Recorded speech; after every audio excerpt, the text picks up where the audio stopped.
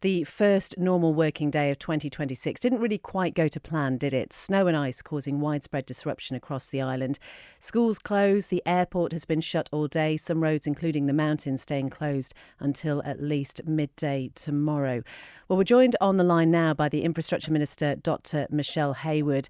Good evening, Minister Haywood. Questions often asked in this sort of situation about how gritting decisions are made when we have weather events like this.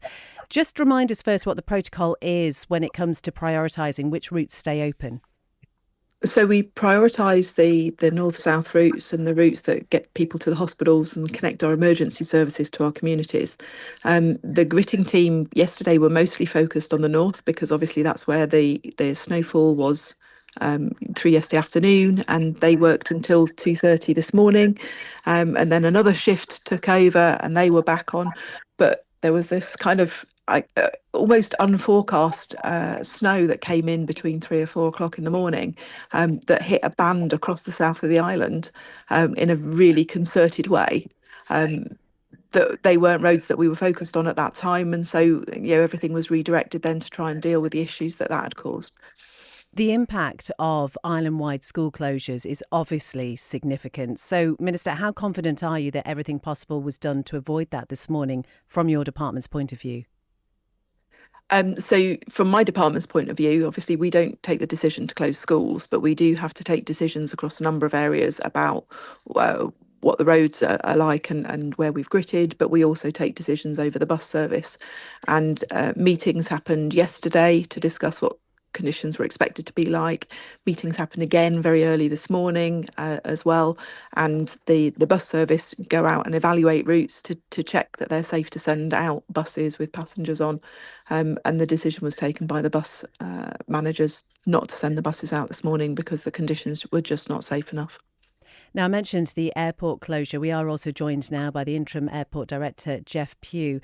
Mr. Pugh, there has been significant disruption over the past few days at the airport, people making comparisons to other jurisdictions. Would you just tell us what the process is when this sort of weather is forecast to keep the runways clear, first of all? Good afternoon, Beth. Yes, the process is quite complicated. We take advice from the Met Office. We are engaged in many of the meetings that the Minister was talking about across government, and we also discuss internally within the airport how that weather and those impacts are likely to affect the airport directly. And of course, we maintain communications with other airports and indeed the airlines and operators. And so over the weekend, we were affected by the very cold temperatures and ice, and that was slightly different because we didn't see any snow, but the ice itself, which is one of the more difficult things to tackle with the chemical treatments that are available to us. But then obviously this morning we've seen the added complexity of snow and hail that has settled. And this morning we had about 2.5 centimetres of snow and still very persistent cold temperatures throughout the day, and that's what's caused the issues. You mentioned those chemical treatments. Now, I understand there is de-icing fluid and anti-icing fluid, which is used by airports. Would you be able to briefly tell us what the difference is, and also just reassure us that the Isle of Man Airport has enough of both of those? Sure. So those two terms are used interchangeably. We have two chemical compounds that we use by the airport directly, and also Menzies, the ground handling agent, have a separate system which is used to de-ice the aircraft. That's not controlled directly by the airport. The two that are available to us at the airport, we use those on the aerodrome surfaces, the runways, taxiways, and the apron. One is a fluid chemical treatment, which is a potassium acetate based solution that's used on the runways and taxiways. And we can do that in advance of the poor weather, and we can also add it on top of it. Its effectiveness obviously is much better if we can get it down on dry ground. And the issue that we had on Friday and Saturday is that there was a lot of surface water caused by the hail and the rain. And of course, these chemical treatments can be washed away in those circumstances. And when that treatment is put down on top of snow and or ice, it's not as effective. It will work, but it takes some time for it to have its effect.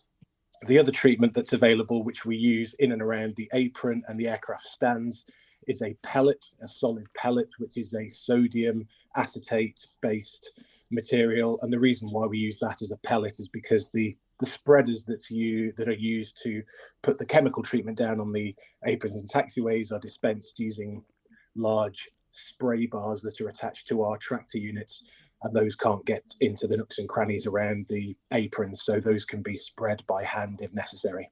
And this acetate that you're talking about, the potassium acetate, is that the more environmentally friendly fluid that's used, which isn't perhaps known to be as good as what was used previously? Yeah, so more generally, the way in which airports treat snow and ice has changed significantly over several decades. When I first started in aviation, there were products that were products called Consin and urea. And when I talk about urea, I'm talking about urine-based products. And those obviously degrade into ammonia and are a big no-no from an environmental perspective now. So most airports across the world, and certainly in the UK, have moved to more environmentally based products. It is true that those are not as effective. The old products, environmentally damaging though they were immensely effective at clearing snow and ice and preventing it from settling in the first place. But of course, we are right next to the Derby Haven Marine Nature Reserve. We do have to be conscious about all of our activities and how they interact with the environment. And that's the same at many airfields and aerodromes across the UK. So the compounds that we use are effective. They are not as effective as the ones that people may remember if they've been involved in aviation back through the decades, but they are effective. They just take a little bit longer, and we have to carefully plan how and when we're going to put them down. In terms of stock levels, we maintain just in excess of about 20,000 litres usually. We will reorder when we get to about 15,000 litres, but of course, these cold snaps do come in series of 3, 4, 5 days at a time. So we can work our way through those stocks quite quickly. And we have reordered, and we're hopefully getting a new order of stock later this week. And we're down to, I think, about 6,000 litres at the moment, but that's enough to take us through the next couple of days, is it? Yes, well, in our snow and ice clearance procedures, we do, of course, have a prioritisation system. If we are putting that fluid down across the entirety of the aerodrome surfaces, we will use quite a lot of that quite quickly. So when we do start to run lower, we start to prioritise those routes, the runway and some of the taxiways, so that we can continue to operate aircraft and the emergency services. But we will selectively not treat some surfaces that are not as important, and we can get the application required down to about 2,000 litres at a time. So we do still have some that's left for another couple of days, and then hopefully we'll be restocked this week. But that's not the reason that the airport was shut all day today, because we've run out? No, that's because of the large amount of snow that settled overnight to the aerodrome surface. We've seen those temperatures remain quite low this morning, and the snow was left mechanically clear because we've got snow plows and snow brushes. We did mechanically remove the snow apron this morning, and we saw that had a good impact later this afternoon. So we've had the team in again this afternoon, and we've actually mechanically cleared the runway, although just as I was on my way out in the car this afternoon, there was another hailstorm that came through and put another layer down after we'd mechanically cleared it. But the hope with that is that we can get the surface down to a situation where we can add another layer of the chemical treatment, and we're hoping that will put us in the best position to be open tomorrow morning. Now, someone posted on our Facebook page this morning that they were sat on a flight from Gatwick, and it was the passengers who actually told the cabin crew on that flight that the Isle of Man airport was closed. You mentioned communication with other airports, Mr. Pugh, but I suppose the question is how at that point in time were the people who were going to fly those passengers to the Isle of Man unaware that our airport at that point was closed? Yes, well, we expect and know that airlines obviously aren't relying on social media or the news for those communications. We do have a series of direct communications that we have with the operations teams at various airlines, but the way in which these types of messages are communicated, people may be familiar with the phrase NOTAM, which is a notice to airmen in old terms. There is actually another version of that called a SNOTAM, and another term that people might be learning today. So we did issue a SNOTAM, as all airports do when they are affected by snow and ice conditions. And so the airlines will routinely check those as well as the NOTAMs before flying. So I don't know the specific circumstances that led to that airline having that issue this morning on that flight, but we certainly did advise through all of the normal routes and including our social media and news outlets that the airport was closed. So I'm not exactly sure what's gone on there. We'll probably find out in the next day or two when we wash it up. And I don't know if you know the answer to this question, I guess, but for those people who've decided to go and get the boat home today instead of waiting to see if their flight goes, will they be able to claim any of their costs back? So normally in these situations, the relevant regulation is the UK 261 regulation, where airlines will compensate in certain circumstances. Obviously, that typically doesn't include what would be called acts of God or natural occurrences, and weather would be included within that. So the best bet is if passengers have been individually affected, obviously all the individual circumstances will be individual, but in general the best advice is for people to contact their airlines and to discuss those circumstances, because UK 261 claims are administered through the airlines and not through the airport. Minister Haywood, if I can just come back to you, we've got that other yellow weather warning now until midday tomorrow. How are things looking for early tomorrow and things getting back to more normality? Well, actually, it looks like it's going to be good news for the morning. So the yellow weather warning is in place for ice, and we've got some wintry showers. Might see a couple more yet across the island up until midnight tonight. But by morning, the wind direction is going to change, and there'll be some cloud cover come in as well.